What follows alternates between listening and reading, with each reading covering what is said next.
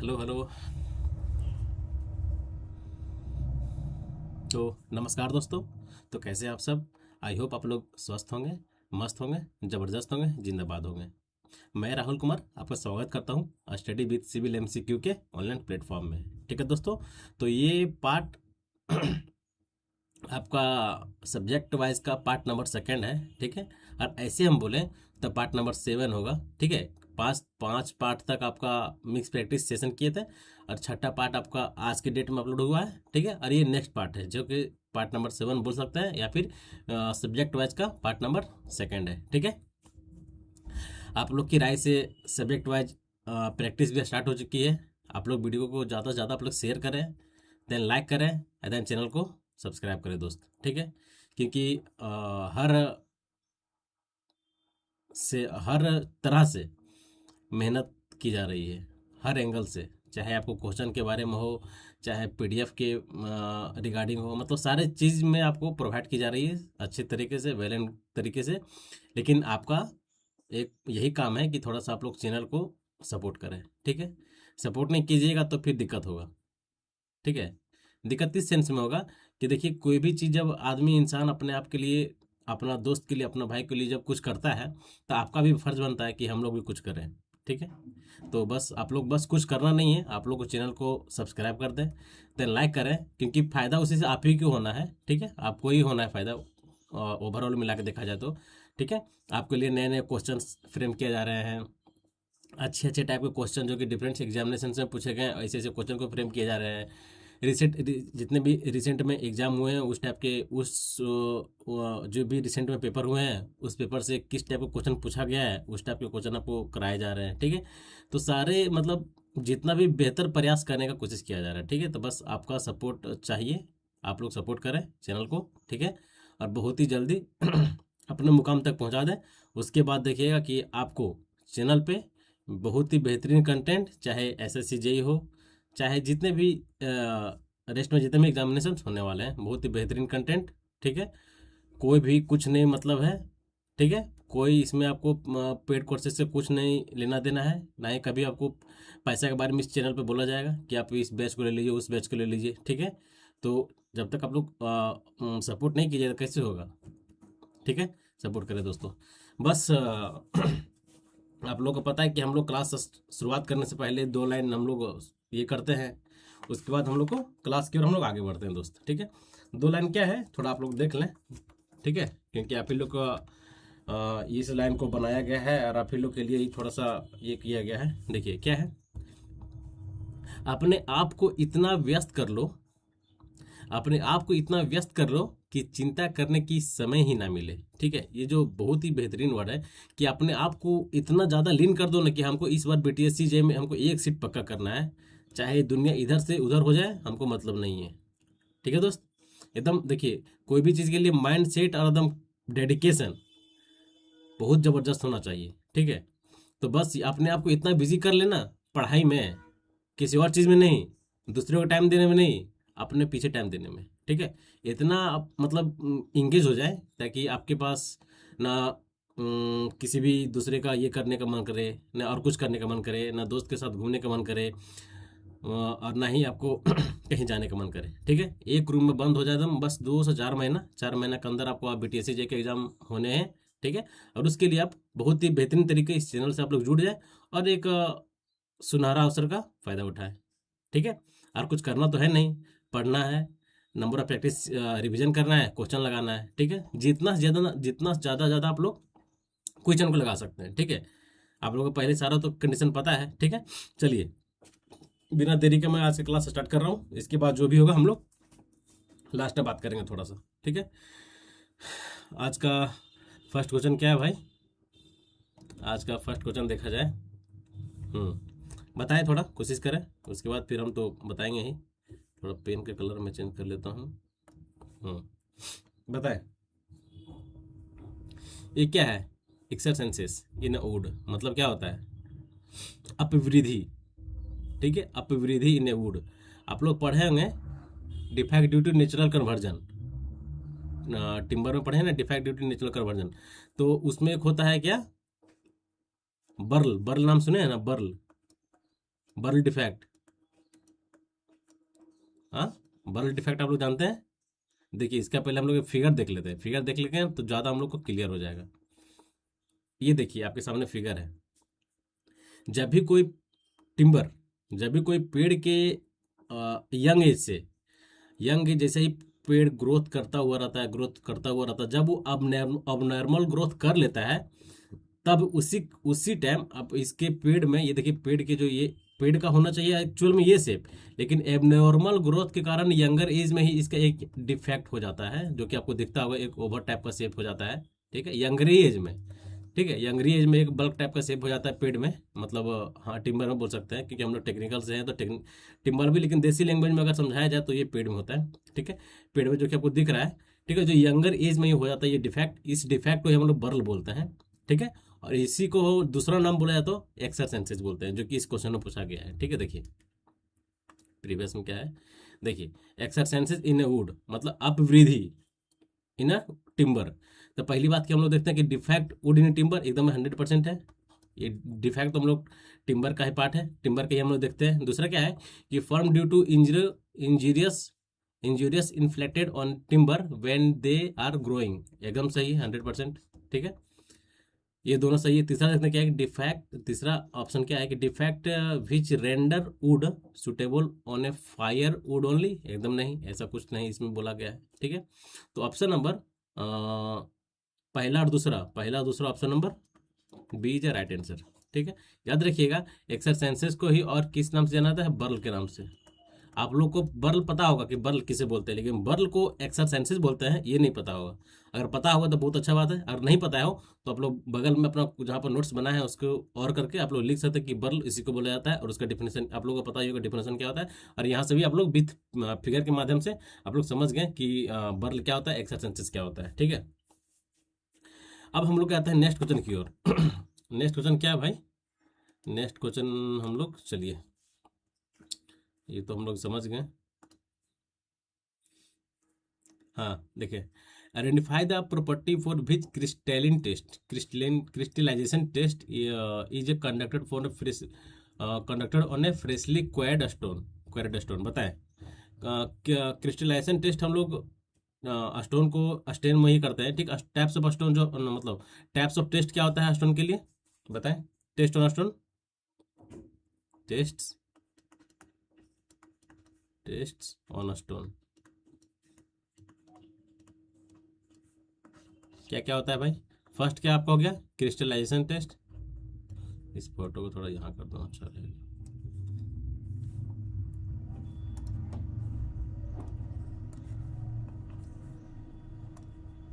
Crystallisation test,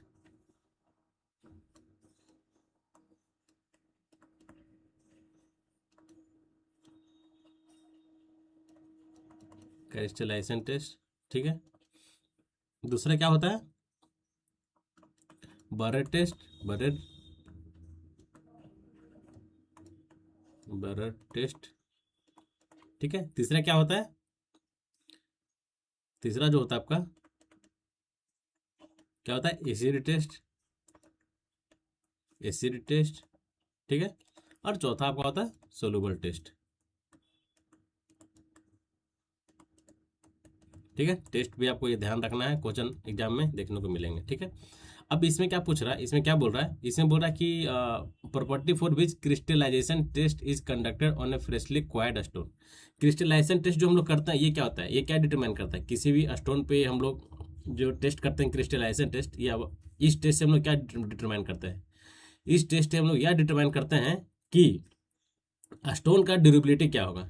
to determine defined of a durability, कि timber stone का durability क्या है, स्टोन को ड्यूरेबिलिटी चेक करने के लिए हम लोग क्या करते हैं, क्रिस्टलाइजेशन टेस्ट करते हैं। ठीक है, और जो और इसका जो एक स्पेसिफिक एक स्पेसिमेन लेते हैं। ठीक है, मतलब क्रिस्टलाइजेशन टेस्ट मतलब स्टोन का कुछ पार्ट हम लोग लेते हैं, जो कि 500 इंटू 50 सेंटीमीटर का कोई स्पेसिमेन होगा। उस स्पेसिमेन को डुबा के किसमें, आपका सोडियम सिलिकेट में डुबा के रखा जाता है। ठीक है, डुबा के रखा जाता है, और डुबा के रखने के बाद मतलब उसके सॉल्यूशन में, सोडियम सिलिकेट के सॉल्यूशन में इस क्रिस्टलाइजेशन टेस्ट का स्टोन का जो एक चिप्स होता है, जिसका साइज कितना है 50x50 सेंटीमीटर, ठीक है। उस चिप्स को क्रिस्टलाइजेशन टेस्ट में क्या था आपका, सोल्यूशन में डुबाया जाता है, ठीक है। इमर्ज किया जाता है कब तक, 14 से 16 घंटा तक, ठीक है। उसके बाद उसको वहां से निकाल दिया जाता है, ठीक है। और उसका टेम्परेचर क्या होगा, एट ए रूम टेम्परेचर पर उसको इमर्ज करके रखा जाता है और फिर उसको निकाला जाता है। देन देखा जाता है कि उसका कुछ जो वेट होता है, वेट में चेंज हो जाता है, ठीक है। पहले के वेट में और इनिशियल वेट में और फाइनल वेट में कुछ चेंजिंग होता है, ठीक है। तो वो जो चेंजिंग होता है W2 - W1, इसका एक फार्मूला भी होता है, लॉस ऑफ वेट।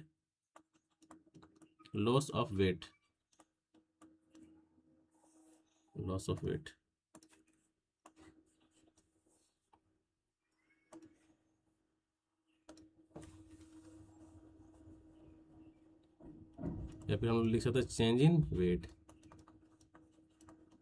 क्या होता है, W2 - W1, या फिर W1 - W2। W1 क्या था, W1 था कि शुरुआत में जो हम वेट किए थे, ठीक है।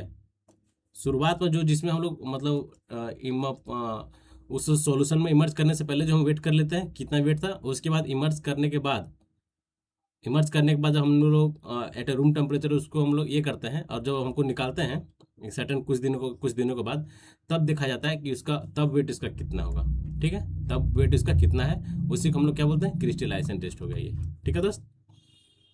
बरड टेस्ट क्या होता है, बरड टेस्ट, इससे हम लोग क्या चेक करते हैं, फ्रोस्ट रेसिस्टेंस, ठीक है। Frost resistance to determine the frost resistance, क्या फ्रोस्ट रेसिस्टेंट मतलब ठंड का प्रतिरोध, ठंड जो होता है ठंड का प्रतिरोध को जांच करने के लिए हम लोग कौन सा टेस्ट करते हैं, Brard test to determine to check frost resistance, ठीक है। ठंड का प्रतिरोध जांच करने के लिए, ठीक है। अब आपका एसिड टेस्ट हो गया। आपका एसिड टेस्ट क्या है, या मौसमी, इसे हम लोग बोल सकते हैं, इसके हिंदी में क्या हो सकता है, वेदरिंग रेसिस्टेंस, ठीक है। To check weathering resistance, weathering weathering resistance, ठीक है। मौसमी घटनाएं का चेक किया जाता है, ठीक है, एक स्टोन के पार्ट पे, ठीक है, कि उस पर मौसमी घटनाएं क्या क्या उस पर वो इफेक्ट करता है, उसको क्या इफेक्ट करता है क्या नहीं इफेक्ट करता है, ठीक है। तो ये आपका 4 अलग अलग ऑप्शन, ठीक है, आपको ध्यान देना पड़ेगा, ठीक है दोस्त। चलिए हम लोग नेक्स्ट क्वेश्चन की ओर आगे बढ़ते हैं। ऐसे भी आपको इस क्वेश्चन का आंसर क्या था, भी क्रिस्टलाइजेशन ड्यूरेबिलिटी टेस्ट करता है, ठीक है। Option number A is a right answer. चलिए हम लोग नेक्स्ट क्वेश्चन की ओर आगे बढ़ते हैं। हाँ, नेक्स्ट क्वेश्चन आप लोग बताएं कि which the following statement is correct, the mortar having bulk density कितना होता है, हैवी मोटर का, heavy motor bulk density greater than 15 kilo newton per metre cube, ठीक है, फर्स्ट। ये आपका हैवी मोटर हो गया। इसी का लाइट वेट मोटर, दूसरा क्या होता है, light weight mortar bulk density less than 15 kilo newton per metre cube. यहाँ क्या बोल रहा है, the mortar having bulk density of 35 kilo newton more is known as heavy mortar. एकदम ये क्या है, गलत है, गलत है ना। हमको 15 ही हम लोग क्या पढ़े, 15 होता है हैवी मोटर का बल्क डेंसिटी कितना होता है, ग्रेटर देन 15, लेकिन यहाँ बोल रहा है कि 35, जो कि सरासर गलत है। दूसरा, the mortar having the mortar having bulk density less then 5 kilo Newton, उसे क्या बोल रहा है कि ये लाइट वेट मोटर है, जो कि सरासर ये गलत है। लाइट वेट मोटर 15 से कम होना चाहिए, और हैवी मोटर का बल्क डेंसिटी 15 से ज़्यादा होना चाहिए, उसे हम लोग क्या बोलते हैं, हैवी मोटर। और 15 से कम होगा उसको हम लोग क्या बोलते हैं, लाइट वेट मोटर, ठीक है। यहाँ लेकिन दोनों ऑप्शन ये गलत है, neither A and nor be, option number D is a right answer, ठीक है, D is a right answer. अब चलिए हम लोग नेक्स्ट क्वेश्चन की ओर बढ़ते हैं। हाँ, क्या question, what is the name of ash as per IS 3812 part number 1 2013, which is prepare from a fly ash or a bottom ash or both mix in any proportion. मतलब कोई एक fly ash, उस fly ash का नाम बताएं जो जो bottom में, जो उसको तैयार किया जाता है बॉटम में, ठीक है, bottom ash or both bottom ask ठीक है। फ्लाई एश को एक कोई भी एनी प्रोपोर्शन पे उसको मिक्स किया जाता है, ठीक है। मिक्स करने के बाद उसे क्या किया जाता है, ड्राई किया जाता है एंड कन्वे और carried in a dry form, उसे ड्राई फॉर्म और उसे जमा किया जाता है। उसे क्या बोलते हैं हम लोग, कोई भी एक अस्क है, ठीक है, समझिए क्वेश्चन समझिए, फ्लाई अस्क या फिर बॉटम अस्क, ठीक है, या फिर ये दोनों को एक किसी भी अनुपात पे मिक्स किया जाता है, ठीक है। दोनों को मिक्स कर लिए, मिक्स करने के बाद इसे ड्राई मतलब इसे सुखाया जाता है। इस अस्क को सुखाने के बाद इसे कहीं डिपॉजिट किया जाता है। उसे क्या बोलते हैं हम लोग, तो उसे हम लोग क्या बोलते हैं, माउंड माउंड अस्क बोलते हैं। क्या बोलते हैं, माउंड अस्क बोलते हैं, ठीक है। बस सेम कंडीशन से आपका पाउंड अस्क क्या होता है, पाउंड अस्क भी उसी तरह होता है कि फ्लाई अस्क मतलब फ्लाई अस्क हो गया और आपका बॉटम अस्क गया, दोनों को किसी भी एक अलग अलग प्रोपोर्शन पे, same proportion, sorry any proportion में कोई भी एक निश्चित अनुपात में मिलाने के बाद उसे सुख, यहाँ क्या बोलता है, इसमें क्या, इसमें जो बोल रहा है कि सुखाया जाता है, लेकिन इसमें जो बोलता है, इसमें क्या बोलता है कि किसी भी आपका, ठीक है, इसमें क्या था आपका, आपका जो पौंडस होता है, पौंडस क्या होता है कि फ्लाई अस्क और आपका बॉटम अस्क दोनों को किसी भी देख रहे हैं यहाँ पे लिखा हुआ है ना, मिक्स इन एनी प्रोपोर्शन, ठीक है, मिक्स कर लिए दोनों को, फ्लाई अस्क को और बॉटम अस्क को, और उसे किसी भी तालाब में, तालाब के किनारे जमा किया जाता है, ठीक है, जमा किया जाता है, उसे हम लोग क्या बोलते हैं, पौंडस्क बोलते हैं, पौंडस्क बोलते हैं, ठीक है। और ये जो हो गया carry in form dry dry dry deposit dry, उसे क्या बोलते हैं हम लोग, माउंट डस्क बोलते हैं, ठीक है। तो आपको ये दोनों दोनों ध्यान रखना पड़ेगा, ठीक है। इसका जो करेक्ट आंसर हो जाएगा option number D is right answer दोस्त, ठीक है। तो ऑप्शन नंबर डी आपको ध्यान रखना है। चलिए हम लोग नेक्स्ट क्वेश्चन की ओर आगे बढ़ते हैं। नेक्स्ट क्वेश्चन क्या है बताएं, ये इजी क्वेश्चन है, बताने की जरूरत है क्या। एक्सीलरेटर क्या होता है, हाँ, सेटिंग टर्म को बढ़ा होता है, उसमें कौन सा उसका केमिकल कंपाउंड होगा, calcium chloride. Option number A D, sorry option number Q, D का क्यू कहाँ है जी, डी का क्यू ऑप्शन नंबर बी में और ऑप्शन नंबर सी में है, ठीक है। इसके बाद देखते हैं कि सुपर प्लास्टिसाइजर, सुपर प्लास्टिसाइजर क्या होता है, sulphonated melamine, option number C का पी, option number C is a right answer, ठीक है। आपको याद रखना पड़ेगा कि सल्फोनेटेड मेलानिन किसका कौन से एडमिक्सचर का वो ये है, केमिकल है। और आपका एसिलेटर, आपको एसिलेटर का पता होगा तो पहले आप लोग इसको लगा ले, देन आपको अगर सब सुपर प्लास्टिसाइजर का पता है तो लगा सकते हैं। अगर ये नहीं पता है तो आप लोग एयर इंटरनिंग एजेंट का भी आपको जो याद होगा उसके अकॉर्डिंग आप लोग लगा सकते हैं, ठीक है। इसका जो ऑप्शन हो गया option number C is a right answer दोस्त, ठीक है। चलिए हम लोग नेक्स्ट क्वेश्चन की ओर आगे बढ़ते हैं। नेक्स्ट क्वेश्चन क्या है बताएं, which the following statement is carried out regarding finance modulus of aggregate, ठीक है। हमको फाइनेस मॉडुलस बताना है। पहला क्या है statement first, statement second, the finance modulus gives idea about the mean size of particle in the aggregate, एकदम सही, ये mean size of A particle, किसी भी एग्रीगेट का ये मीन साइज बताता है, ठीक है, जिसे हम लोग क्या बोलते हैं, फाइनेस मॉडुलस ऑफ एग्रीगेट बोलते हैं। सेकंड क्या बोल रहा है कि the finance modulus very between 2.0 and 3.5, इसे हम लोग इसे क्या बोल रहा है कि फाइन एग्रीगेट होता है। क्या फाइन एग्रीगेट होता है ये, फाइन एग्रीगेट का फाइनेस मॉडुलस क्या होता है, fine medium course, fine sand, medium sand, coarse sand, कितना होता है फाइनेस मॉडुलस, 2.2 से 2.6, 2.6 से 2.9 और आपका 2.9 से 3.2, 3.5, कोई दिक्कत नहीं है, सही है, मतलब ये स्टेटमेंट आपका सही है। ये आपका हो गया फाइन एग्रीगेट का फाइनेस मॉडुलस, ठीक है। इसी तरह आप लोग कोर्स एग्रीगेट के बताएं, कोर्स एग्रीगेट का फाइनेस मॉडुलस क्या होता है, कोर्स एग्रीगेट का फाइनेस मॉडुलस कितना होता है, 6.5 टू 8.5, ठीक है दोस्त। तो आपको ये भी ध्यान रखना है, ठीक है। दोनों आपको समझ में आ गया, तो ऑप्शन नंबर इसका जो होगा option number A is a right answer, A is a correct answer, ठीक है। चलिए नेक्स्ट क्वेश्चन क्या है भाई, नेक्स्ट क्वेश्चन क्या देखिए, a mineral that exhibit perfect basal cleavage basal cleavage and is use in insulation material, जिसका use हम लोग कहाँ करते हैं, इंसुलेशन मटेरियल में भी करते हैं, then it is called mica, then it is called mica. Mica एक ऐसा मटेरियल है जिसका यूज हम लोग इंसुलेशन मटेरियल के लिए भी करते हैं, ठीक है। और ये बेसिकली ये एग्जिबिट परफेक्ट जो है बेसल क्लीवरेज के लिए परफेक्ट होता है। देन इसका यूज हम लोग कहाँ पे करते हैं, इंसुलेशन मटेरियल के लिए, ठीक है। चलिए option number C is right answer दोस्त। अब बताएं क्या है। हाँ, which of the following type of glass glass fiber is mostly commonly use for a reinforcement in a construction. बताए रेनफोर्समेंट इन ए कंस्ट्रक्शन के लिए इनमें से कौन सा ग्लास को यूज किया जाता है, glass E, glass A, glass S, glass C. आपको ध्यान देना पड़ेगा, अच्छा क्वेश्चन है थोड़ा सा, अगर ध्यान दिए तो पक्का आपको ये याद हो जाएगा कि जो एलवेज आपको जो रेनफोर्समेंट कंस्ट्रक्शन के लिए जो ग्लास को यूज किया था उस ग्लास को हम लोग क्या बोलते हैं, ग्लास ई ग्लास को यूज फॉर रेनफोर्समेंट कंस्ट्रक्शन,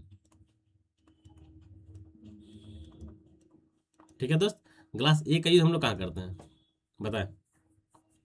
ये आपका ये मतलब क्या होता है, एल्केलिन ग्लास, एल्केलिन ग्लास। इसका यूज हम लोग कहाँ करते हैं, जैसे हम लोग समझ गए कि ई ग्लास का यूज हम लोग कहाँ, ई ग्लास का यूज हम लोग कहाँ करते हैं, रेनफोर्समेंट कंस्ट्रक्शन वर्क में करते हैं, ठीक है। लेकिन आपको जब पूछा जाए कि ए ग्लास का यूज हम लोग कहाँ करते हैं तो आप लोग क्या बताइएगा, यूज फॉर बोतल कंटेनर, बोतल एंड कंटेनर में, ठीक है। कहाँ पे, बोतल और कंटेनर में इसका यूज हम लोग करते हैं। अब फिर आपका हो गया एस ग्लास। एस ग्लास क्या हो गया, इससे हम लोग क्या बोलते हैं, इसका फुल फॉर्म हो जाता है स्ट्रेंथ ग्लास, स्ट्रेंथ ग्लास, ठीक है। इसका यूज हम लोग मेनली कहाँ पे करते हैं, स्ट्रेंथ ग्लास का। स्ट्रेंथ ग्लास का यूज मेनली हम लोग एरोस्पेस,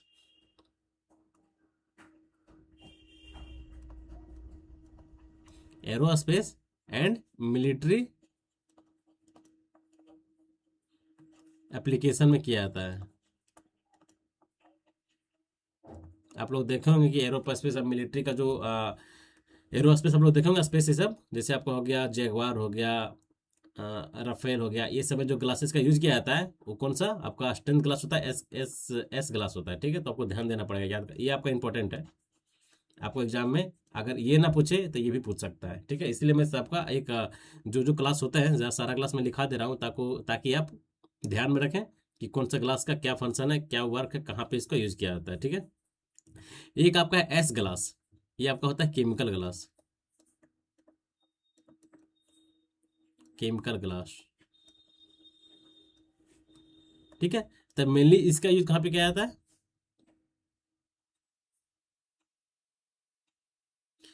केमिकल ग्लास का यूज एलवेज जो किया जाता है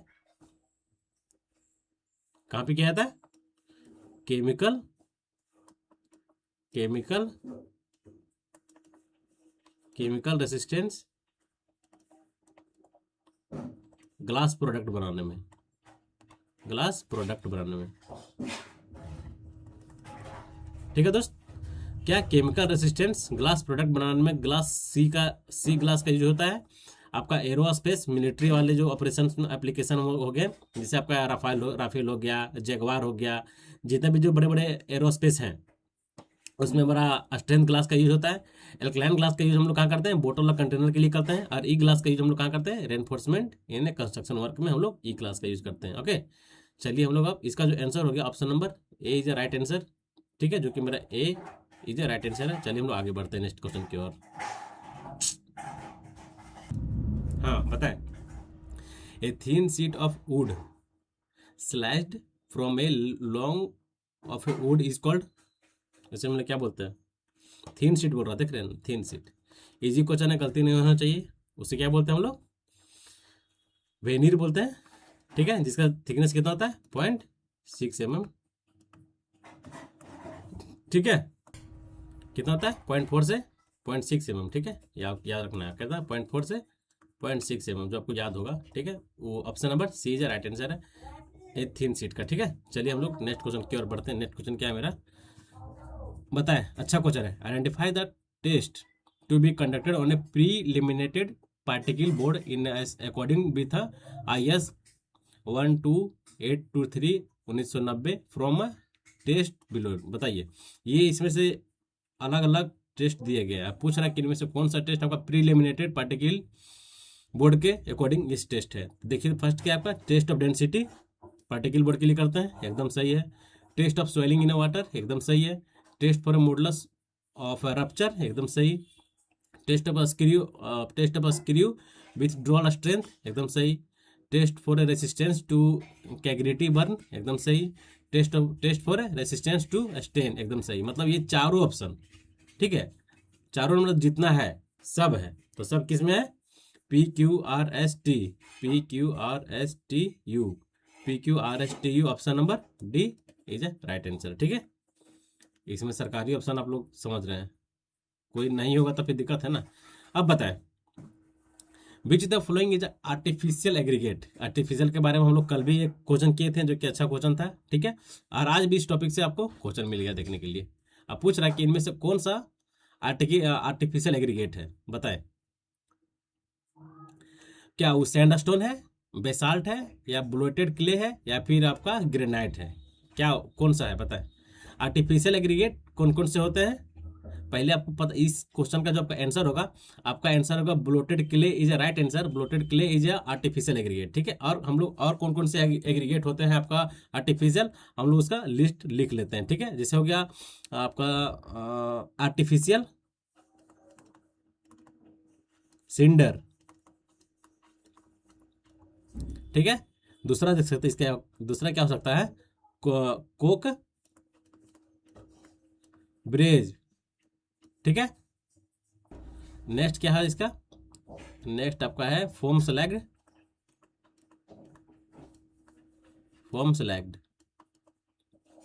ठीक है।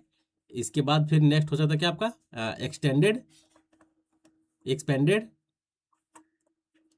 परलाइट होता है, एक मिनट, क्या एक्सपेंडेड परलाइट, एक्सपेंडेड परलाइट, ठीक है। अगर ये देखिए एग्जाम में आपको ये पूछ दिया गया है तब क्या पता कि आपको एग्जाम में सिंडर पूछ दे कि आर्टिफिशियल सिंडर, इनमें से कौन सा एग्रीगेट है जो कि आर्टिफिशियल सिंडर है। तो आर्टिफिशियल सिंडर आपको ध्यान रखना है, कोक ब्रिज भी आपको ध्यान रखना है, फोम स्लैग, एक्सपेंडेड परलाइट। इसके बाद नेक्स्ट इसके बाद आपका होता है एक्सपेंडेड सेल एंड स्लेट, ठीक है दोस्त, एक्सपेंडेड सेल एंड स्लेट। और नेक्स्ट हम लोग नेक्स्ट हो जाता, नेक्स्ट क्या इसका है, थर्मोकोल बीट्स, ठीक है। तो ये आपका फर्स्ट, पहला, दूसरा, तीसरा एंड फोर्थ, 5, 6 एंड 7 क्या होगा, ब्लोटेड के लिए, ठीक है। तो ये सारे आपका है क्या, आर्टिफिशियल एग्रीगेट है, जो कि आपको ध्यान रखना पड़ेगा। आजकल आर्टिफिशियल एग्रीगेट से भी क्वेश्चन पूछने लगा है, तो आपको मैं सारा लिखा देगा कौन कौन से आर्टिफिशियल एग्रीगेट होते हैं। एग्जाम में क्वेश्चन आपको देखने को मिल सकता है, ठीक है दोस्त। चलिए हम लोग नेक्स्ट क्वेश्चन की ओर आगे बढ़ते हैं। अब नेक्स्ट क्वेश्चन क्या है भाई, the ratio of a percentage of alumina to iron oxide in OPC 443 grade, 43 grade के लिए आपका पूछ रहा कि रेशियो कितना होता है एल्यूमिना का और आयरन ऑक्साइड का, कितना होता है जी, किसका रेशियो आपका एल्यूमिना का, एल्यूमिना टू आयरन ऑक्साइड, इसका जो आपका रेशियो होता है कितना होता है, 0.66, ठीक है। तो option number B is a right answer, ठीक है, option B is a right answer. चलिए हम लोग नेक्स्ट क्वेश्चन की ओर आगे बढ़ते हैं। नेक्स्ट क्वेश्चन क्या है भाई, नेक्स्ट क्वेश्चन देखिए क्या है कि विच of the following in an example of A dryer use in ए वर्निश हम लोग लगातार अभी क्वेश्चन कर रहे हैं, जितने भी शिफ्ट हो रहा है, चाहे आपका शाम वाले शिफ्ट में हो, चाहे हम लोग मॉर्निंग वाले शिफ्ट में हो, वर्निश इंपॉर्टेंट टॉपिक भी है। इससे आपको क्लासेस में, एग्जामिनेशन में क्वेश्चन भी ज़्यादातर मिलेंगे और आपको एग्जामिनेशन में क्वेश्चन देखने को मिलेंगे, ठीक है। तो यहाँ क्या पूछ रहा है कि which the following is an example of A dryer use in ए वर्निश। कौन सा ड्रायर हम लोग वर्निश में यूज करते हैं? तो एल्वेज मेस्टिक, सैलिक। सैलिक तो वर्निश होता है, लेकिन इसको हम लोग ड्रायर के रूप में नहीं यूज करते हैं। आपका जो हो गया कि lead acetate, lead acetate is a right answer. Lead acetate use in A वर्निश, use in A dryer, use in ए वर्निश, ठीक है। किसमें? वर्निश में हम लोग यूज करते हैं, ठीक है। तो option number D is right answer दोस्त। चलिए हम लोग अब जैसे यहाँ पर आ गया सैलिक वर्निश, ठीक है। इसका हम लोग अभी आपको मैं नाम भी बताया था कि इसका 3 4 5 नाम है अलग अलग। जैसे सैलिक वर्निश हो गया, फिर इसको और क्या नाम से जाना जाता है? फ्रेंच पॉलिश वर्निश, फ्रेंच पॉलिश वर्निश, ठीक है। और इसे और किस नाम से जाना जाता है? लिकोर। और इसे किस नाम से जाना जाता है? सैलिक हो गया, सैलिक वर्निश हो गया, फ्रेंच पॉलिश वर्निश हो गया, लिक्वर हो गया, और इसे और क्या नाम से जाना जाता है? और इसे एस्पिरिट वर्निश के नाम से जाना जाता है, एस्पिरिट वर्निश। इसका यूज कहाँ हम लोग करते हैं? इसका यूज हम लोग वहां पे करते हैं कि अगर वुड में किसी भी तरह का डिफेक्ट है, तो उस डिफेक्ट को हाइड करने के लिए, उस डिफेक्ट को मतलब पूरी तरह से हाइड करने के लिए हम कौन से वर्निश का यूज करते हैं? तो ऑलवेज हम लोग सैलिक वर्निश का यूज करते हैं, ठीक है दोस्त। Option number D is a right answer. लेकिन जो मतलब मैं जो बताया वो आपका सैलिक वर्निश का फंक्शन है, ठीक है। चलिए हम लोग अब नेक्स्ट क्वेश्चन की ओर आगे बढ़ते हैं। नेक्स्ट क्वेश्चन क्या है आपका? बताएं। Which the following statement with respect to a manufacturing of ordinary Portland cement, ठीक है। ऑर्डिनरी पोर्टलैंड सीमेंट के केस में आपका 3 स्टेटमेंट दिया गया है, 1 2 3, ठीक है। अब चलिए हम लोग पढ़ते हैं कि 1 बाय 1 करके कौन मेरा सही है और कौन मेरा गलत है, ठीक है। क्योंकि इसमें हमको करेक्ट पूछ रहा है, इट मीन्स हमको करेक्ट देखना है। Use of A gypsum in a making cement, avoid flash setting of a cement. एकदम सही बोल रहा है, एवॉइड कर रहा है ना फ्लैश सेट को। फ्लैश सेट जो हम लोग जिप्सम हम लोग किस लिए यूज करते हैं? फ्लैश सेट को अवॉइड करने के लिए, कम करने के लिए, रोकने के लिए। एकदम सही बोल रहा है ये, ठीक है। दूसरा देखते हैं क्या है। दूसरा मेरा है कि the manufacturing of a cement by wet process required less fuel as compare to a dry process. एकदम गलत। मैन्युफैक्चरिंग ऑफ ए सीमेंट, जब हम लोग सीमेंट का मैन्युफैक्चरिंग करते हैं तो इसमें जो बोल रहा है कि wet process less required fuel, एकदम गलत बोल रहा है कि जो आपको वेट प्रोसेस होता है इसमें मोर फ्यूल का रिक्वायर्ड होता है as compare to dry process, ठीक है। लेकिन यहाँ बोला कि नहीं, wet process less fuel required, less नहीं, ये होता मोर, ठीक है। जहां तक ये ऑप्शन गलत हो गया। नेक्स्ट देखिए क्या है कि when the temperature in a rotary kiln 750 degree Celsius, kiln formation take up पहले क्या 750 डिग्री सेल्सियस होता है या फिर कितना होता है बताए? ये कितना होता है जी temperature in rotary kiln? 1400 degree Celsius. लेकिन यहाँ क्या बोला? 700 डिग्री सेल्सियस। एकदम ये भी गलत है, ठीक है। तो देखा जाता है ये मेरा दोनों स्टेटमेंट गलत हो गया। क्या कारण था गलत होने का? मैं कारण भी बता दिया, ठीक है। और क्या होना चाहिए वो आपको सही करके भी बता दिया। तो इसका जो आंसर हो जाएगा option number 1, only C is a right answer, ठीक है। Only C is a right answer. अब जैसे जिप्सम आ गया यहाँ पर, ठीक है। तो जिप्सम के लिए पता है कि जिप्सम जिप्सम आप लोग पता है कि एक टाइप का ये जिप्सम जिप्सम कल के क्लासेस में मॉर्निंग वाले शिफ्ट में हम लोग जिप्सम से रिलेटेड बहुत ही बेहतरीन क्वेश्चन किए थे, ठीक है। मतलब आपका था स्टेटमेंट वाइज क्वेश्चन था, दो ऑप्शन, 2 स्टेटमेंट, या इट मीन्स 3, 2 शायद था, ठीक है। 2 स्टेटमेंट वाले क्वेश्चन हम लोग जिप्सम के रिलेटेड किए थे, जो कि बहुत ही अच्छे क्वेश्चन थे, ठीक है। अगर आप लोग मॉर्निंग वाले शिफ्ट अगर नहीं देखे हैं तब मैं आपसे बहुत मतलब ज़्यादा अपने भी जितने मेरे भाई लोग हैं सबसे मैं बहुत ज़्यादा प्यार करता हूँ, ठीक है। मैं इसलिए बोल रहा हूँ कि आपको मतलब आपको क्या मैं बताऊँ कि आप लोग उस क्लास को देखना ना भूलें, ठीक है। क्योंकि देखिए आपके लिए ही सब्जेक्ट वाइज चलाया गया है, और सब्जेक्ट वाइज आप कीजिएगा। जो लड़का बिगनर है, जो मतलब जीरो से स्टार्ट करना चाहता है, उसके लिए भी बहुत ही बेहतरीन एक शुरुआत मैं कर दिया हूँ, ठीक है। कि आप लोग सब्जेक्ट वाइज भी चलें। लोग को होता है कि नहीं सब्जेक्ट वाइज हम लोग कैसे करें, कहाँ से करें। तो आपको यूट्यूब पे भी बहुत कम ऐसा चैनल मिलेगा जो सब्जेक्ट वाइज विथ एकदम जीरो से हीरो तक, ठीक है, जीरो से आपको हीरो तक सारा क्वेश्चन मैं कराने वाला हूँ, ठीक है। बहुत ही बेहतरीन लेवल के क्वेश्चन। और ऐसा नहीं कि हम जो क्वेश्चन करा रहे हैं जो मेरा नए नए लड़का, नए नए जो मेरा भाई लोग हैं उसको पसंद या फिर समझ में नहीं आएगा, ठीक है, उसको भी समझ में आएगा। मैं इस टाइप से मतलब देसी लैंग्वेज में, ठीक है, बताने का मैं कोशिश कर रहा हूँ और बताता भी हूँ, ठीक है। तो आप लोग शाम मतलब सुबह वाला क्लासेस जो कि आपका चल रहा है सब्जेक्ट वाइज, उसको ज़्यादा से ज़्यादा आप लोग देखें, ताकि जैसे आप लोग बीटीएससी जेई वाले क्लासेस देख रहे हैं, बस इसी टैप में थोड़ा सा और आप लोग देखिए। क्या है कि आप लोग वीडियो आप लोग शेयर नहीं कीजिएगा ना, वीडियो लोग ज़्यादा से ज़्यादा नहीं देखेंगे तो फिर क्या होता है ना कि किसी को पता नहीं चल पाता है। अब मेरा ही कुछ दोस्त का पता नहीं था कि लोग किस में है, तो एमईएस में है, लेकिन उसको पता नहीं चला था। लेकिन जब मैं उसको एक वीडियो खुद वो मैसेज किया तो मैं उसको लिंक भेज दिया, ठीक है। तो पूरी तरह से सब्जेक्ट वाइज जो क्लासेस देख रहे हैं, तो बस आपको भी कुछ नहीं करना है। सब्जेक्ट वाइज वाले क्लासेस में आप लोग ज़्यादा से ज़्यादा आप लोग अटेंड करें, ज़्यादा से ज़्यादा आप लोग देखें, और वहाँ से देखने के बाद आप लोग आ जाएं आपका इस क्लासेस को जो कि आपका बीटीएससी जेई के रिलेटेड है, ठीक है, एक्सपेक्टेड क्वेश्चन के साथ। और ऐसा नहीं कि आपको समझ में नहीं आएगा, सारा क्वेश्चन विथ क्लियर कॉन्सेप्ट के साथ भी क्लियर होगा। जो जिस क्वेश्चन में लगता है कि नहीं इसमें ज़्यादा टाइम देने का जरूरत है, उसमें ज़्यादा टाइम भी मैं देता हूँ, ठीक है। आप लोग को पता चल गया हो, क्योंकि आप लोग अब तक 27-28 पार्ट आप लोग बीटीएससी जेई में कर चुके हैं, प्लस आपको इससे पहले हम लोग एसएससी जेई वाले भी सेशन में आप लोग रहे होंगे, इससे पहले आपके डीडीए वाले सेट में रहे होंगे, ठीक है। और अभी जो फिलहाल में एसएससी का मेंस का जो चल रहा था मिक्स प्रैक्टिस का, उसमें भी रहे होंगे, और उसके सेकंड पार्ट में भी आप लोग हैं, तो आप लोगों को पता चल गया होगा, ठीक है दोस्त।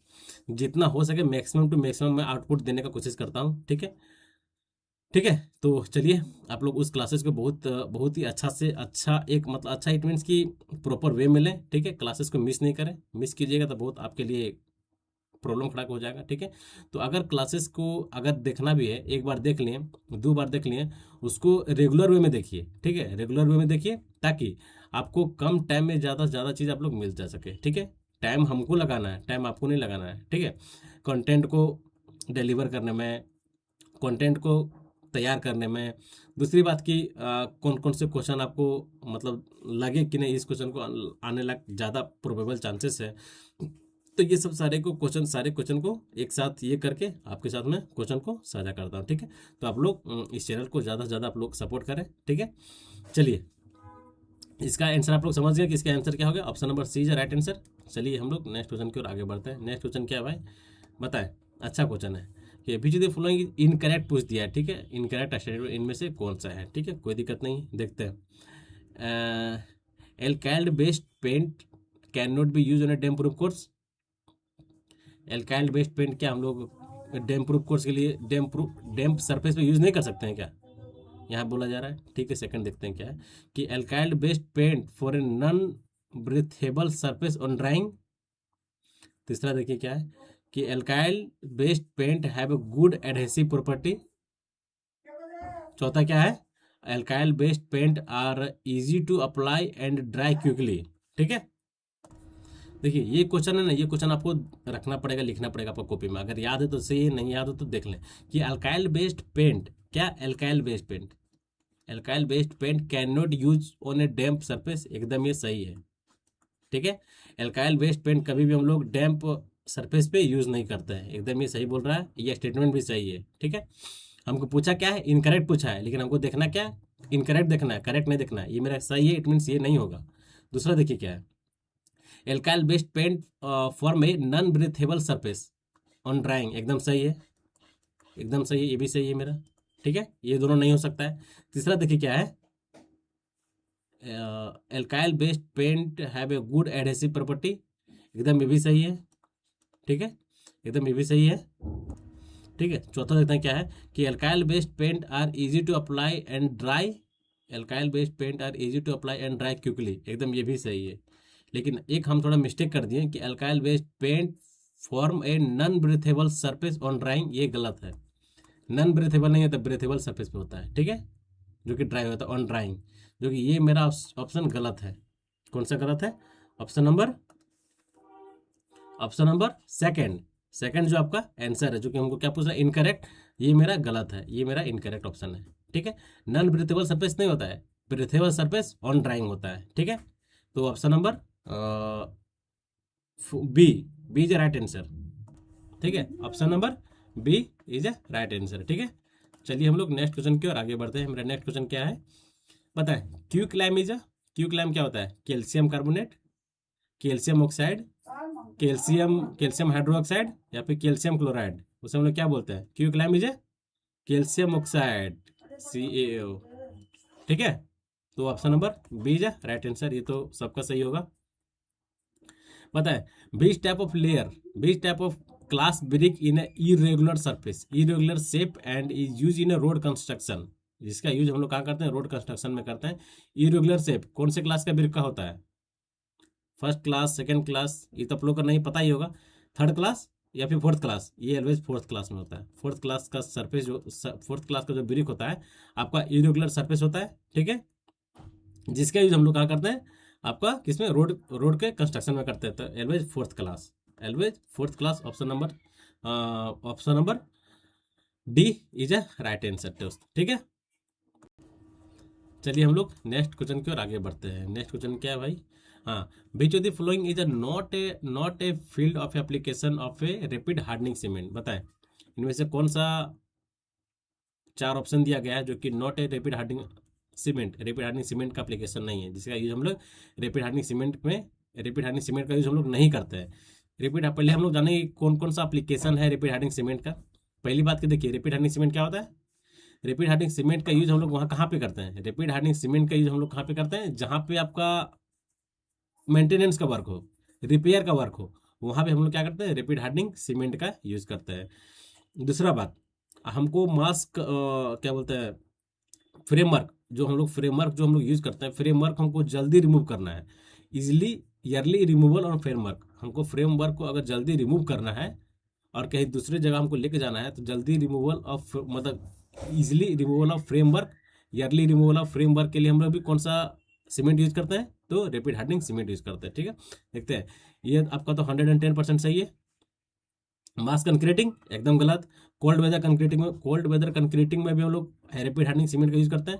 अब प्री फैब्रिकेटेड कंक्रीटिंग प्रोडक्शन में भी हम लोग रैपिड हार्डनिंग सीमेंट का यूज करते हैं। लेकिन जो मेरे यहाँ बोल रहा है कि मेसिव डैम में हम लोग लो हीट सीमेंट का यूज करते हैं। लो हीट सीमेंट हो गया, ब्लास्ट पर्नेंट सीमेंट हो गया, ये सब सीमेंट का यूज हम लोग कहाँ पे करते हैं?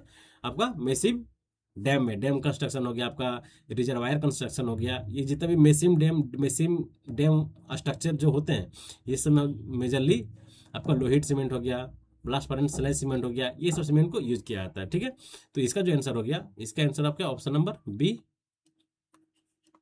B is a right answer दोस्त। ठीक है, और इसका एप्लीकेशन का, इसका यूज का हम लोग करते हैं, आपको बता दिया कि रोड रिपेयर वर्क में, कोल्ड वेदर कंक्रीटिंग हो जाएगा, प्री फैब्रिकेटेड कंक्रीट प्रोडक्शन में, मतलब ये सब में हम लोग यूज करते हैं। ठीक है, चलिए हम लोग नेक्स्ट क्वेश्चन की ओर आगे बढ़ते हैं।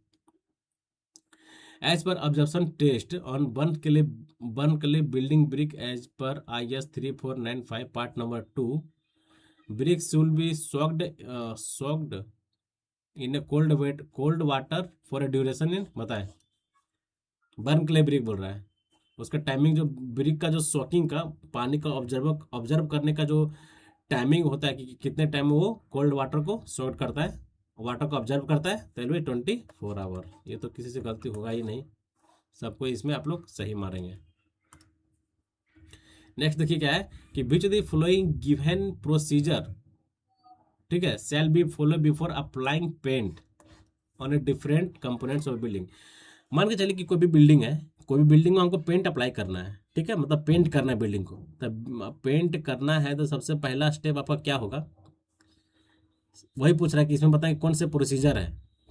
ठीक है, क्या चाल्किंग हम लोग कर सकते हैं? चाल्किंग क्या होता है? चाल्किंग ये डिफेक्ट्स है, किसका?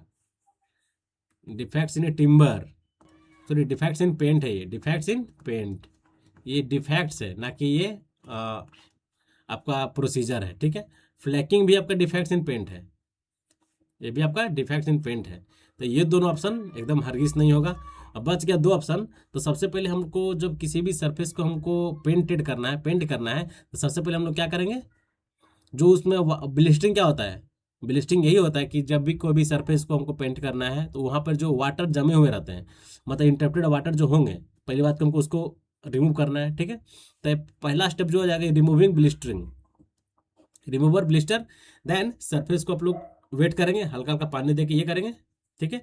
उसके बाद सेकंड स्टेप ये होता है, ठीक है। मतलब देखा जाए तो तीसरा और चौथा option number C is a right answer दोस्त, ठीक है। कोई भी सरफेस को पेंट करने से पहले आपको इस प्रोसेस से अपनाया जाता है, ठीक है। तो चलिए नेक्स्ट क्वेश्चन की ओर हम लोग आगे बढ़ते हैं। नेक्स्ट क्वेश्चन क्या है भाई, बताएं, अच्छा क्वेश्चन है। इन कुछ गलती नहीं ना है, गलती नहीं है। In inspector measuring a batch of a 20 brick to access complaints with IS 10771992 if the dimension measuring for a modular brick, dimension measuring for a modular brick जिसका लेंथ है 3820, विड्थ है 1830 एंड हाइट है कितना 810, कोई दिक्कत नहीं है। For 40 mm height brick which the following statement is true based on a standard tolerance, ठीक है। टॉलरेंस के हिसाब से पूछ रहा है, कोई दिक्कत नहीं है। द बेच fail the length tolerance but passes the width and height, ठीक है। क्या बोल रहा है कि द बेच फेल द लेंथ, द बेच fail the length and passes passes passes the width and height tolerance, एकदम ये गलत है। मतलब जो लेंथ कितना है जी 38 20 है, ठीक है। देखिए ये क्या बोल रहा है कि the batch fail the length tolerance but passes the width and height tolerance, ठीक है। तो एक स्टैंडर्ड मॉडलर स्टैंडर्ड ब्रिक का जो इसमें बोला गया कि लेंथ कितना है 38 20 है, विड्थ 1830 है एंड हाइट जो है हाइट कितना है इसका 800, हाइट 810 mm है, ठीक है। तो इसका जो बोल रहा है कि for 40 mm height of brick, 40 mm height of brick नहीं होता है, ये कितना होता है 80 mm होता है, 80 mm होता है, ठीक है। तो पहला जो स्टेटमेंट है यहाँ पे क्या है, द बेच fail the length tolerance but passing the width and height, ये जो सा गलत है। ये सारे में पास कर रहा है, हर सारे चाहे विड्थ भी देखा जाए एंड हाइट भी देखा जाए तो ये एकदम सही है, ठीक है। एज अगर बात करें हम लोग मॉडलर ब्रिक का, ठीक है। और सेकंड जो स्टेटमेंट है कि the batch passes all the specified tolerance for a modular brick, एकदम ये सही है, ठीक है। मतलब सेकंड स्टेटमेंट देखा जाए तो statement B is a right answer, ठीक है दोस्त। ऑप्शन स्टेटमेंट ए गलत है। अब देखिए नेक्स्ट क्वेश्चन क्या है, बताएं। Kiln in seasoning of timber, आप लोग पढ़े होंगे कि किल्न सीजनिंग क्या होता है, ठीक है। देखिए इसमें क्या बोला रहा है, इसमें दो स्टेटमेंट दिया गया है, स्टेटमेंट 1 एंड स्टेटमेंट 2, कोई दिक्कत नहीं है। अब हम पढ़ते हैं फर्स्ट स्टेटमेंट क्या है कि it is a slow process. देखिए पहले यहीं पे गलत हो गया, क्या किल्न सीजनिंग स्लो प्रोसेस है कि फास्ट प्रोसेस है, ये फास्ट प्रोसेस है, जो कि यहीं क्या बोल रहा है ये स्लो प्रोसेस है, जो कि सरासर गलत है, ये फास्ट प्रोसेस होता है। किल्न सीजनिंग फास्ट प्रोसेस होता है, ठीक है। यही गलत हो गया, तो ये जब गलत हो गया, अब दूसरा देखते हैं क्या है। Lack of efficient humidity arrangement exposes the timber is to increase degradation through a cracking and a spilting which also make case of hardening relief impossible particularly in a refractory timber, एकदम सही है ये statement, ठीक है। पहला statement गलत हो गया, किस कारण से गलत हुआ कि यहाँ बोला कि किल्न सीजनिंग जो होता है वो स्लो प्रोसेस होता है, वो स्लो नहीं होता, वो ऑलवेज फास्ट प्रोसेस होता है, ठीक है। तो फर्स्ट मेरा गलत हो गया, फर्स्ट मेरा ऑप्शन नंबर फर्स्ट गलत हो गया, सेकंड मेरा सही हो गया, option number B is right answer दोस्त, ठीक है। B is right answer. चलिए अब हम लोग नेक्स्ट क्वेश्चन की ओर आगे बढ़ते हैं। मेरा नेक्स्ट क्वेश्चन क्या है कि बेस्ड ऑन जियोलॉजिकल क्लासिफिकेशन, ठीक है, अलग अलग टाइप का यहाँ पर दिया हुआ है, रॉक्स का टाइप्स ऑफ रॉक दिया हुआ है। और क्या पूछ रहा है, क्या पूछ रहा है, identify the rocks tap which do not fall under the category of metamorphic rock, जो कि मेटामॉर्फिक रॉक के कैटेगरी में फिट नहीं हो रहा, पता है कौन सा है। मेटामॉर्फिक रॉक का सबसे पहले होता कौन कौन सा है, मेटामॉर्फिक रॉक का हम लोग बोल सकते हैं कि मतलब जेनिस हो गया, ठीक है, आपका जेनिस हो गया, क्वार्टेजाइट हो गया, ठीक है, सिलेट भी हो गया, ये सारा क्या है मेटामॉर्फिक रॉक है। लेकिन हम लोग बात करें ग्रेनाइट एंड डोलोमाइट, क्या छूट गया, granite and dolomite is igneous rock, igneous rock. Granite dolomite basalt ये सारे क्या है आपका, गैब्रो, ये सारे क्या आपका इग्नियस रॉक का रॉक है।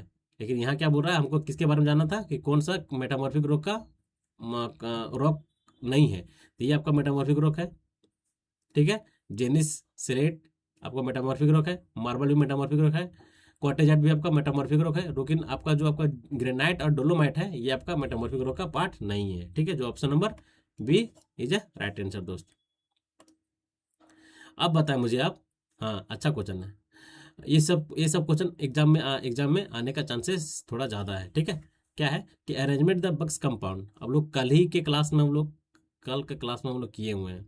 ठीक है, कल के ही क्लास में आपको पता था बक्स कंपाउंड के बारे में, सारा परसेंटेज ही बताया था, सारा उसका मतलब पूरी तरह से हम लोग एक्सप्लेन भी किए थे। ठीक है, तो आप लोग बताएं कि अरेंज द बक्स कंपाउंड सारा दिया हुआ है, किसके क्या पूछ रहा है, in ordinary Portland cement decreasing order maximum to least as their percentage के हिसाब से पूछ रहा है। ठीक है, सबसे ज़्यादा परसेंटेज कौन सा होता है, उसके उससे कम कौन सा होता है, उससे कम कौन सा होता है, और सबसे कम कौन सा होता है। ठीक है, तो आप लोग बताएं कि ट्राई कैल्शियम डाई कैल्शियम, आप लोग को पता है कि डाई कैल्शियम सिलिकेट का परसेंटेज ज़्यादा नहीं होता है, इसको काट दीजिए। क्या कि हमको क्या पूछ रहा है शुरू में कि मैक्सिमम किसका है, डाई कैल्शियम, इसमें डाई कैल्शियम है, एकदम नहीं होगा।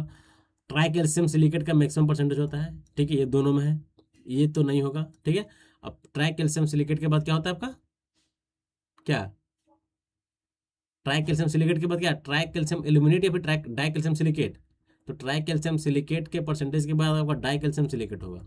Di calcium silicate, it means कि option number C is a right answer दोस्त। ठीक है, अगर पूछ दिया कसो यहाँ पर क्या था आपका डिक्रीजिंग ऑर्डर था, यही कैसे आपका रहता इंक्रीजिंग ऑर्डर, तो फिर ये उल्टा होता। ठीक है, आपको ध्यान देना है, कल की क्लास में हमको इस टाइप का क्वेश्चन हम लोग किए हुए हैं, ध्यान है कि नहीं याद है, याद होगा। कल का क्लास आप लोग रिवाइज किए हैं, अगर नहीं किए हैं तो क्लास एक बार जरूर आप लोग रिवाइज कर ले, रिवाइज करके आप लोग नेक्स्ट पार्ट आए, नेक्स्ट पार्ट को आप लोग अटेंड करें, ताकि आपको मैक्सिमम से मैक्सिमम आप क्वेश्चन को समझ सके, बना सके पूरी तरह से। ठीक है दोस्त, चलिए नेक्स्ट क्वेश्चन क्या है अब, बताए, quartzite is a as per geological classification, quartzite किसका, अभी हम लोग पीछे पढ़े जस्ट, क्वार्टेजाइट किसका होता है, मेटामॉर्फिक रॉक। क्वार्टेजाइट हो गया आपका जेनिस हो गया, और आपका क्या हो गया था, मार्बल हो गया, और क्या था आपका, स्लेट हो गया, और क्या होता आपका, क्वार्टेजाइट, मार्बल, स्लेट, और क्या था, ये सारे क्या है आपका मेटामॉर्फिक रॉक है। ठीक है, समझ गए दोस्त। चलिए हम लोग नेक्स्ट क्वेश्चन की ओर बात करते हैं। नेक्स्ट क्वेश्चन क्या है भाई, excess of silica content in a clay for making a brick, वो क्या करता है बताएं। अगर सिलिका का परसेंटेज एक गुड ब्रिक में अगर एक्सेस हो गया, ठीक है, 50 से 60% था, 40 से 60%। ठीक है, अगर उसका परसेंटेज बोल रहा कि एक्सेस हो गया, ज़्यादा हो गया, तो वो क्या करता है, वो क्या उसके कारण से आपका ब्रिक पे क्या इफेक्ट पड़ेगा, मेल्टिंग ऑन बर्निंग, या फिर वार्किंग ऑन बर्निंग, या फिर ब्रिटल ऑन बर्निंग, या develop crack on a burning. बताएं क्या हो जाएगा, क्या होगा जी, मेल्टिंग ऑन बर्निंग होगा, या फिर आपका वार्पिंग ऑन बर्निंग होगा। बताएं, मेरा जब भी मेरा सिलिका का परसेंटेज जब क्ले में, सॉरी, प्रिपरेशन ऑफ ब्रिक में अगर उसका परसेंटेज अगर ज़्यादा हो जाता है, इट मीन्स को क्या करता है, ब्रिटल ऑन बर्निंग, उसको पूरी तरह से ब्रिटल कर देता है। अगर थोड़ा सा डिस्टेंस पे वो गिरेगा तो वो टूट जाएगा, मतलब पूरी तरह से वो ब्रिटल हो जाएगा। ठीक है, अब आप हमें बताएं कि सिलिका का परसेंटेज कितना था, 50 से 60% होता है ना। देखिए ट्रिक क्या था, ट्रिक याद कीजिए, फिर मैं बता रहा हूँ, SALIM, सलीम, सलीम का ट्रिक क्या था, सिलिका आपका कितना था, ये आपका सिलिका है, ये आपका एल्यूमिना है। ठीक है, ये आपका क्या लाइम है, ये आपका क्या है, आयरन ऑक्साइड है, ये आपका क्या है, मैग्नीशिया है। कल ही हम लोग पढ़े हैं, मैग्नीशिया कितना होता है, <1%। ठीक है, सिलिका कितना था, 50 से 60%। एल्यूमिना कितना था, 20 से 30%। लाइम >5%। आयरन ऑक्साइड 5 से 6%। सारा क्लियर है, कोई दिक्कत नहीं। अब इसका हम लोग इसका फंक्शन में हम लोग पढ़े हुए थे, कल क्लास में पढ़े थे कि नहीं पढ़े थे, पढ़े होंगे। ठीक है, अगर आप कल का क्लास देखे होंगे तो जरूर आपका इसका फंक्शन भी याद होगा कि सिलिका का प्रेजेंट होने से क्या होता है, ब्रिक पे क्या इफेक्ट पड़ता है, और सेकंड की एल्यूमिना क्या होता है, लैम्प क्या प्रेजेंट होने से क्या होता है, या आपका लैम्प के बारे में हम लोग कल नहीं पढ़ाते हैं, कल नहीं जाने थे कि लैम्प क्या होता है। अगर जब ये मेरा ब्रिक में अगर लैम्प का परसेंटेज अगर 5 से ज़्यादा रहा हो तो वो क्या करता है, लैम्प इट मीन्स की लक मतलब फ्लक्स, फ्लक्स मतलब क्या होता है, सभी को बांध करके रखता है। ठीक है, जितने भी मेरे जितने भी इंग्रेडिएंट को मैच किया गया है, मिलाया गया है, सबको क्या करता है, बांध करके रखता है। फ्लक्स क्या करता है, it act flux, it act as flux. Flux मतलब क्या, बांधना, बांधना मतलब देहाती लैंग्वेज हो गया। ठीक है, देसी लैंग्वेज हो गया, सबको जितने भी इंग्रेडिएंट हैं सबको बांध करके रखता है, जगड़ करके रखता है। ठीक है, समझ में आ गया। चलिए हम लोग अब नेक्स्ट क्वेश्चन की ओर आगे बढ़ते हैं। नेक्स्ट क्वेश्चन क्या था भाई, हाँ बताए, विच of the following is a bad conductor of A heat and also known combustible building material. बताएं, नॉन कंबस्टेबल बिल्डिंग मटेरियल और वो जो है आपका बैड कंडक्टर है, गुड कंडक्टर नहीं है, उसे हम लोग क्या बोलते हैं, सैंड स्टोन। क्या बोलते हैं उसे हम लोग, सैंड स्टोन बोलते हैं। Sand stone is a bad conductor of A heat and also known combustible building material. ठीक है, नॉन कंबस्टेबल बिल्डिंग मटेरियल कौन सा मटेरियल होता है आपका, sand stone. Option number A is a right answer. अच्छा क्वेश्चन है, आ गया जबरदस्त क्वेश्चन। पता है, देखने में लग रहा है कि कितना बड़ा, अरे यार बनाएंगे कि बनाए कि छोड़ दें, बनाए कि छोड़ दें। यही जो क्वेश्चन देखने में लगे कि नहीं बहुत ज़्यादा बड़ा है, स्टेटमेंट वाला है, वही क्वेश्चन सबसे इजी होता है। ठीक है, वही क्वेश्चन सबसे इजी होता है। जैसे देखिए इस क्वेश्चन को क्या पूछ रहा है, read the following statement and choose the correct answer. ठीक है, हमको करेक्ट आंसर को देखना है, कोई दिक्कत नहीं है। स्टेटमेंट एक है, स्टेटमेंट बी है, स्टेटमेंट सी है, स्टेटमेंट डी है, चार चार स्टेटमेंट दिया गया है। अब देखते हैं ये किससे आपका टिम्बर प्रिजर्वेटिव से इस टॉपिक इस क्वेश्चन को बनाया गया है। चलिए देखते हैं पहला क्या है। स्टेटमेंट फर्स्ट क्या है, timber preservative ASCU is a combination of A one part of A arsenic pentoxide, एकदम सही। यहाँ क्या बोल रहा है, 3 part of A blue vitriol और ए कॉपर सल्फेट, एकदम सही है ये। 1 3 4 होता है ना, 1 3 4, कोई दिक्कत नहीं है। रेशियो यहाँ तक सही है, तीन पार्ट तक सही है। एंड 6, देखिए यही तो गलत हो गया, 6 पार्ट यहाँ बोल रहा है, 6 part of sodium potassium dichromate. 6 part नहीं होता, ये 4 पार्ट होता है, 1:3:4 का रेशियो होता है। लेकिन यहाँ जो बोल रहा है कि नहीं 6 पार्ट, इट मीन्स कि पहला गलती हो गया मेरा, पहला मेरा इसमें भी गलती है, इसमें मतलब 3 ऑप्शन में, मतलब ये ऑप्शन सिर्फ एलिमिनेट हुआ है, बाकी ये 3 को मैं फॉल्स का दिया हुआ है। ठीक है, कोई दिक्कत नहीं। नेक्स्ट देखिए क्या है, the total sulphate content in A cement is calculated SO3 and it does not greater than 3.75, एकदम गलत। ये 2.75 होता है परसेंट, 2.75 से ज़्यादा नहीं होना चाहिए, लेकिन यहाँ क्या बोल रहा है कि 3.75 से ज़्यादा होता है, जो कि ये सरासर गलत है। ठीक है, क्लियर।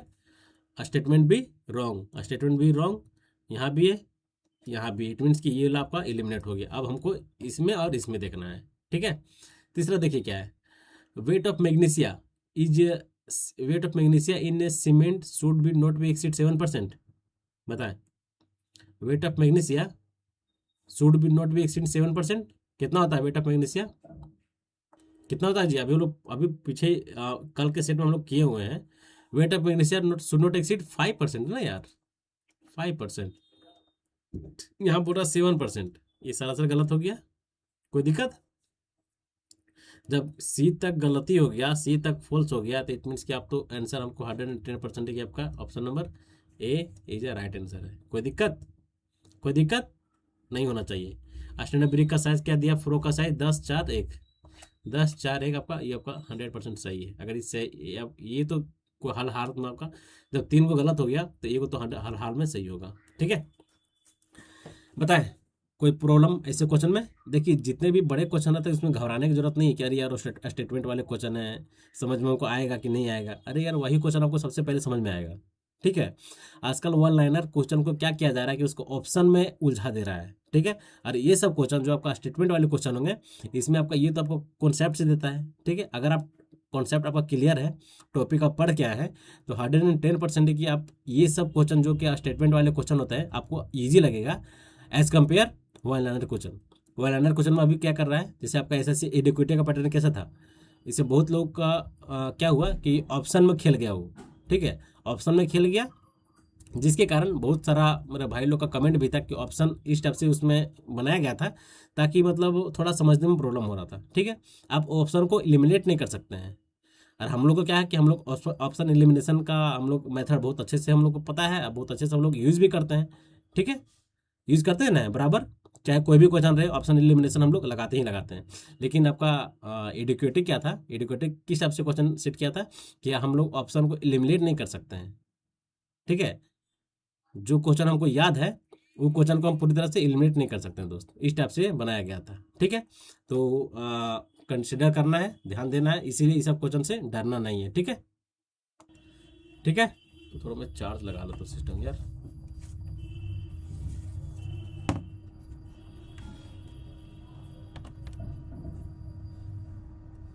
चलो हो गया, अब हम लोग बढ़े नेक्स्ट क्वेश्चन की ओर। तो डरना नहीं है आपको, इसीलिए तो मैं सोचा हूँ कि नहीं, आप डर को ख़त्म करना है। लोग बहुत डरते हैं कि नहीं यार इस ऐसे क्वेश्चन से, तो डरना नहीं है। बताए, the longest face of a brick has seen in elevation of a wall is called as stretcher. Longest face यही ना होता है, इसके बाद इधर से शॉर्टर फेस होता है, stretcher, option number D is right answer. Next question देखिए क्या है, नेक्स्ट क्वेश्चन क्या है, विच is the following is a softest rock mineral. Softest बोल रहा, सबसे सॉफ्टेस्ट, बताए कौन सा है, ग्रेनाइट, बेसाल्ट, क्वार्टेजाइट या फिर टैल्क। सॉफ्टेस्ट रॉक मिनरल इनमें से कौन सा है, टैल्क, टैल्क जिसका एक होता है, ठीक है, क्वार्टेजाइट 7 होता है, बेसाल्ट कितना होता है, बेसाल्ट का कितना होता है, 6, याद रखना है, बेसाल्ट 6, ग्रेनाइट 2, क्या हार्डनेस, हार्डनेस पढ़े ना है, डायमंड, डायमंड 10, कोरंडम, कोरंडम कितना 9, ठीक है। तो ये सब सारा याद रखना है। यहाँ पर क्या पूछ दिया, सबसे सॉफ्टेस्ट जो आपका टेल होता है वो 1 नंबर पे होता है, ठीक है। चलिए हम लोग नेक्स्ट क्वेश्चन की ओर आगे बढ़ते हैं। In a clamp burning process at which an angle brick are to be laid. जो क्लैंप बर्निंग होता है इसमें हम लोग ब्रिक का जो हम लोग एंगल देते हैं, किस एंगल पे हम लोग ब्रिक को रखते हैं, बताएं कितने डिग्री एंगल पे रखते हैं, एलवेज 15 डिग्री एंगल पे रखते हैं, कितना डिग्री, 15 डिग्री एंगल पे रखते हैं, आपको ध्यान देना पड़ेगा। ऐसे आप लोग को ध्यान जानते ही होंगे क्लैंप बर्निंग क्या होता है, किल्न बर्निंग क्या होता है, और उसमें ब्रिक का जो एंगल होता है एलवेज 15 डिग्री पे वो ब्रिक को टिल्ट किया जाता है, कितना पे, 15 डिग्री पे। Option number B is a right answer दोस्त। चलिए नेक्स्ट क्वेश्चन क्या है, अभी जस्ट हम लोग पीछे इस टाइप से क्वेश्चन किए थे ना, which of the following durability test, बस क्वेश्चन आ गया। ड्यूरेबिलिटी टेस्ट फाइंड करने के लिए हम लोग कौन सा टेस्ट करते हैं, क्रिस्टलाइजेशन टेस्ट। हम लोग अभी वहाँ पर एसिड टेस्ट भी पढ़े हैं, बारेट टेस्ट भी पढ़े हैं, और एसिड टेस्ट भी पढ़े हैं, ठीक है, स्मिथ टेस्ट भी हम लोग देखे हैं, ठीक है। तो ये बताने की जरूरत नहीं है, एक बार मैं पीछे बता चुका हूँ, ठीक है। आप वीडियो देखिएगा, सारा क्वेश्चन सेम क्वेश्चन है, कुछ अंतर नहीं है, ठीक है। चलिए उसमें क्या, वो पीछे क्या पूछा था कि क्रिस्टलाइजेशन टेस्ट से क्या डिटरमाइन करते हैं, जो कि ड्यूरेबिलिटी डिटरमाइन करते हैं। यहाँ ड्यूरेबिलिटी पूछ रहा है कि which is the following test durability test of a stone, इनमें से कौन सा टेस्ट से करते हैं, बस मतलब उलट उलट फेर दिया, इधर से उधर कर दिया और उधर से इधर कर दिया, तो टेंशन नहीं लेना है। ऑप्शन नंबर बी है राइट आंसर। चलिए नेक्स्ट क्वेश्चन देखते हैं क्या है, the defect in which causes deformation of A shape of a brick of rain water. Rain water जब किसी भी ब्रिक पे गिर जाता है, मतलब जो ब्रिक पूरा एकदम हॉट, पूरा एकदम लाल है, ठीक है, अगर उसको बर्निंग किया जा रहा है और वो बहुत हार्ड, मतलब पूरा लाल हो गया, एकदम पूरा लाल देखते हैं, अगर पूरा लाल है और उस पर जब वर्षा का पानी एक बूंद गिर गया ऐसे करके, तो जिसके कारण जो डिफेक्ट बनता है उस डिफेक्ट को हम लोग क्या बोलते हैं, च्यूफ, क्या बोलते हैं, च्यूफ बोलते हैं, ठीक है। ऑप्शन ठीक है दोस्त, option number B is a right answer. कोई दिक्कत, ब्लोटिंग क्या होता है, स्पॉन्गी सोनलेस, आप लोग पढ़े हैं, पढ़ाए दिखाए, फिगर के साथ हम लोग कल के क्लास में किए, कोई दिक्कत नहीं होना चाहिए। ब्लिस्टर क्या है, अभी जस्ट बताए हैं, ब्लोटिंग क्या है, स्पोर्ट्स नहीं कुछ होता है। ठीक है, तो सारा क्वेश्चन को, सारा पॉइंट को ध्यान रखना है। चलिए नेक्स्ट क्वेश्चन की ओर देखते हैं। सिलेट, अभी जस्ट पीछे ही किए हैं। Slate is a type of है, सिलेट किसका टाइप है, मेटामॉर्फिक रॉक, इग्नियस रॉक, या फिर मेरा प्रोलेटिक रॉक, या फिर सेडिमेंट्री रॉक। सिलेट अभी तो जस्ट पढ़े यार, मेटामॉर्फिक रॉक का पार्ट है। कोई दिक्कत, जितने भी मेरे 5 दोस्त लोग हैं, कोई दिक्कत नहीं होना चाहिए। Option number A is right answer. Metamorphic rock के बारे में हम लोग पीछे भी पढ़े हैं, इग्नियस रॉक के बारे में पढ़े हैं। ठीक है, तो दिक्कत नहीं होना चाहिए। चलिए नेक्स्ट क्वेश्चन की ओर हम लोग आगे बढ़ते हैं। तो हाँ, ये था आपका लास्ट क्वेश्चन। ठीक है, जो कि अच्छे अच्छे क्वेश्चन आप लोग देखे होंगे, बहुत ज़बरदस्त क्वेश्चन के साथ हम लोग हर सेट को कर रहे हैं। बस आपको बस सपोर्ट चाहिए चैनल को। ठीक है, इस तरह फिर आपको इस टाइप से क्वेश्चन को बताया जाएगा, ऐसे ऐसे क्वेश्चन को आपको कराए जाएंगे कि अभी कभी एज्यूम नहीं कर पाएंगे कि इस टाइप के क्वेश्चन। और आपको सिर्फ अगर आप बिगनर हैं, अभी तैयारी शुरुआत किए हैं, तो आपके लिए कोई दिक्कत नहीं है। खाली आप लोग चैनल से लगे रहें, सारा वीडियो फॉलो करें। आपको एक टाइम ऐसा होगा कि आप सारा चाहे बिल्डिंग मटेरियल हो, चाहे जो भी आपका सब्जेक्ट वाइज चल रहा है, सब में आप एक अच्छे लेवल पे होंगे। ठीक है दोस्त, तो चलिए, हाँ, आज का वीडियो कंप्लीट हो चुका है। फिर आपको नेक्स्ट डे के लिए आप लोग रेडी रहे। ठीक है, और जितने भी मेरे भाई लोग हैं, जितने भी मेरे दोस्त लोग हैं, अब पीछे वाले पार्ट 1 अगर नहीं देखे हैं, तो आप लोग से मैं ज़रूर बोल रहा हूँ कि आप लोग देख लें। इसलिए मैं 2 पार्ट किया हूँ कि शाम को आप देख लें, क्या मिक्स प्रैक्टिस का सेशन कर लें, और सुबह में आप लोग क्या देख लें, आप लोग सब्जेक्ट वाइज देख लें। तो आप लोग देखते ही नहीं है, नहीं देखिए तो किसको नुकसान होगा, हमको तो नहीं होगा। ठीक है, नुकसान आपको होगा। आप लोग ही बोले कि सब्जेक्ट वाइज क्लासेस कीजिए, करवाइए, तो मैं तो करवा रहा हूँ, लेकिन आप क्लास को देख नहीं रहे, तो आपका प्रॉब्लम है। सारा चीज़ बना बनाया मिल जा रहा है, सिर्फ खाने के लिए है, तो भाई खाना तो खुद से पड़ेगा ना, बताओ। खाना तो खुद से पड़ेगा ना यार। तो आप लोग खाएं, आपके लिए बना बनाया मिल जा रहा है। ठीक है, बहुत ही मेहनत लग रहा है किसी भी कंटेंट को बनाने के लिए। एक कंटेंट के पीछे, ये जो कंटेंट बना है, इसके पीछे 4 से 5 घंटा का टाइम वेस्ट किया जाता है, समझे ना। और अभी के टाइम में इतना टाइम वेस्ट करना, ठीक है, आप लोग समझ ही रहे होंगे। आपके पीछे मैं टाइम दे रहा हूँ, तब आपका भी फर्ज बनता है कि चैनल को आप लोग सपोर्ट करें, चैनल को अपने दोस्तों के साथ शेयर करें। ठीक है, ताकि ज़्यादा से ज़्यादा लोग देख सके, ज़्यादा से ज़्यादा लोग सीख सके, पढ़ सके। ठीक है दोस्त, जितने सब्जेक्ट हैं सारे सब्जेक्ट का चलेगा अभी, सब्जेक्ट वाइज। ठीक है, तो मिलते हैं नेक्स्ट वीडियो में। जय हिंद, जय भारत, नमस्कार और थैंक यू।